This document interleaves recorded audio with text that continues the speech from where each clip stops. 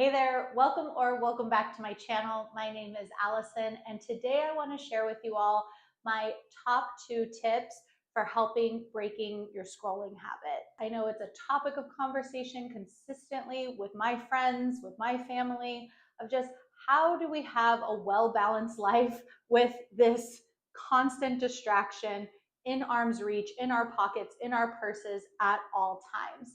And I have read books about how to break scrolling habits. I have read countless articles, watched other reels and videos on how to break a scrolling habit. And the 2 that I'm going to share with you today are not ones that I think you've heard before. Because if you've been on the journey of trying to pull back your time, create more intention with the hours that you have that aren't sleeping and working like I have been over the last year, you have probably heard things that are helpful, like setting timers for how long you're allowed to be on certain apps that you know you're more addicted to. Like for me, it's Instagram. I no longer charge my phone at night right by my bedside. So my phone isn't the last thing that I see. It's not the first thing that I see at the end and the beginning of my day, going straight into doom scrolling. Breaking my scrolling habit has been the biggest challenge of mine over the last decade plus, since smartphones have just become synonymous with life. This last year, tackling this time suck in my life with a lot of intention has really changed some specific habits that I think you will find helpful if you too are looking to break some of your scrolling habits. Over the last year, I've really focused on how to break my scrolling habits. I have a full-time job where I am on screens all day long.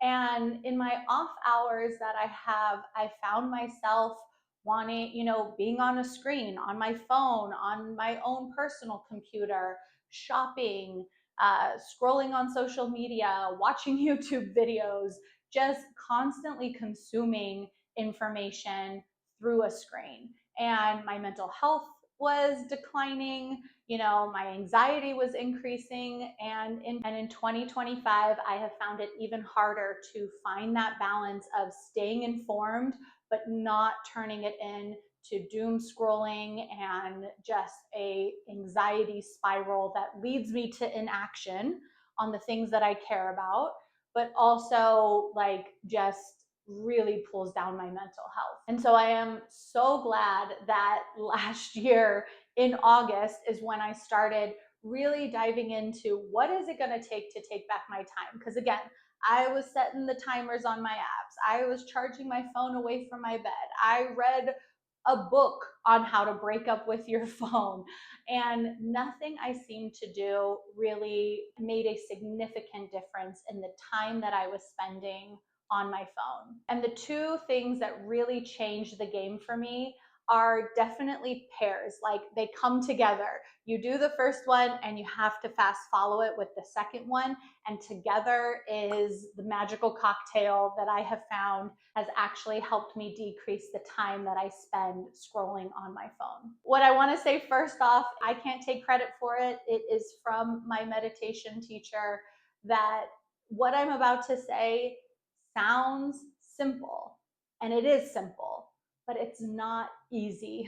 And when you really let that sink in, that something can be simple, the approach, the mindset of meditation or this mindset is a simple task. It is a simple thing to do, but it is not easy because habits are habitual. They are get ingrained in our bodies, in our patterns. What we do when we have a moment of not distraction, our brains instantly are being pulled to being distracted. We all know, we've read the research that phones are designed to be addictive. The app creators build these things so that it will continually pull our time. And so if we want to take back our time with intention and spend our time doing things that really bring joy to our lives, bring balance and peace to our lives, then we have to be willing to do the not easy thing, even if it sounds like it's too good to be true because it's simple.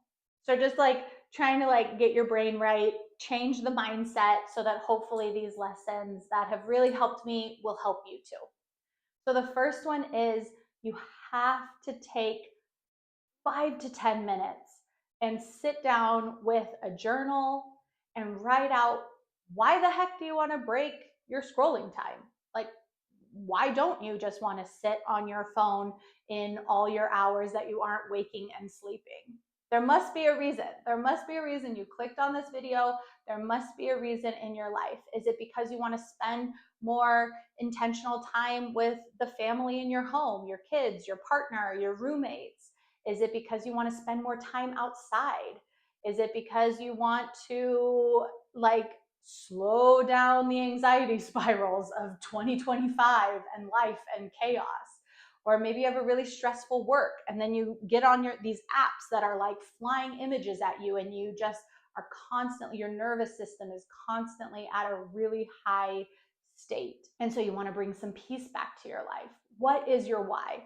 When I actually took time last year to write that out for myself, I realized that for me, it was that I wanted to spend more time outside. I live in Joshua Tree, California. I intentionally uprooted my life from the city of San Diego 2.5 years ago to move out here because I wanted more time outside, to be in nature, to slow down. And when I found that I was here still working full time and then falling into my same habits of shopping online, scrolling social media, I was like, wait, I did this huge change in my life and that was still not enough because I didn't connect it to like why I want to change this habit. So when you take just 5 or 10 minutes and really sit down, like why do I want to be on my phone less? What's the reason? Ask yourself. Take a minute. It's really going to help you with the second one. All right, so I really hope that you did it. Maybe even you paused the video and wrote it down, or you're gonna do it right after this video. I really, truly hope that you will take the time to define your why. What do you want to do with your time that isn't scrolling on your phone? Because we all know, we've seen those timers. We've seen how Apple sends to you like your average hours a day that we spend on our phone. Once you have your why, then this is the thing that changed everything for me. It's that you can't just like have your why of that you want to spend more time with your kids or your partner. You want to spend more time like not on your screen to like lessen your anxiety. You have to replace the habit. What are you going to replace the habit with? Because it's so easy to pick up our phones. Again, they are designed to be addictive. It is so easy. It's always in arm's reach. It's always a quick hit of dopamine to be on social media, to see what people liked of yours, interacting, texting your friends. It's so easy to get cheap hits of dopamine. It's too easy to just be like, I'm not going to do it. I'm going to time out the apps. We all know that you can ignore those timers. I've been guilty of ignoring those timers. You have to know, what are you going to replace it with? And this is kind of like the fun dreaming part. Like, what are you going to replace your time with? If it's because you want to spend more time with your kids or with your partner, what are you going to do with that extra time? Are you going to do art? Are you going to go spend time outside? Are you going to go on longer walks with your dog? Like, what are you going to fill your time with? And for me, last August, I got super into reading.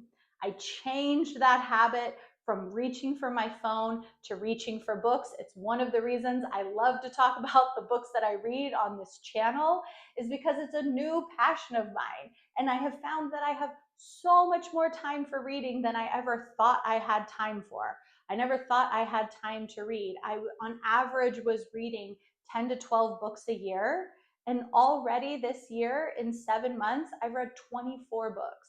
And for me, I know in the world of booktube, that's not a lot of books, but for me, that's so many more books and so much more like information and enjoyment and peace. It's a single focused activity. That's also why I really love reading a bunch. I also spend more time outside for sure. Been hiking more, hanging out in my yard way more, just with like a cup of coffee or a cup of tea. It's been so nice. I just leave my phone inside and I go sit out in my hammock with my cup of coffee. Lovely. But you have to have the thing you're going to replace your time with. And paired with your why do I want to scroll on my phone less? For me, it was I want to spend more time outside.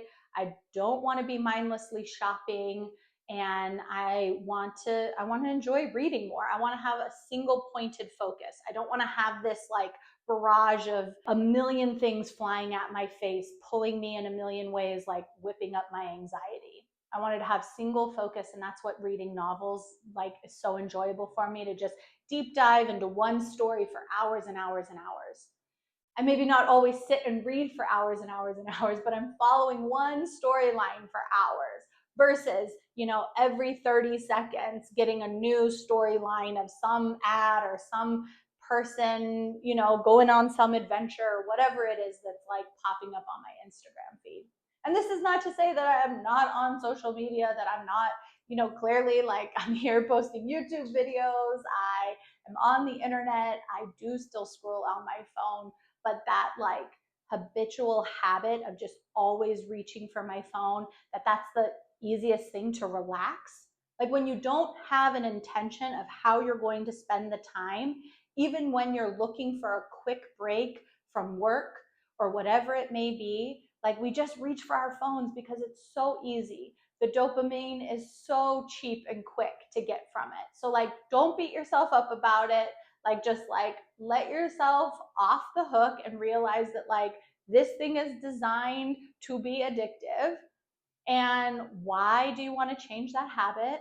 Really define it for yourself. And then what are you going to replace it with? You have to have the thing that you replace it with.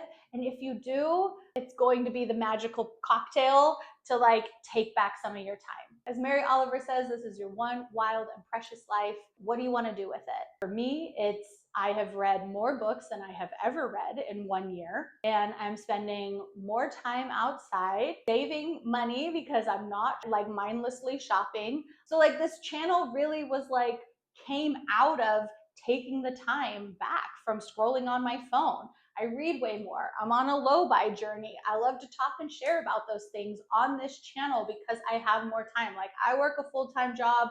I've got like friends and family and all kinds of obligations, but I've been able to take back some of my time from my scrolling.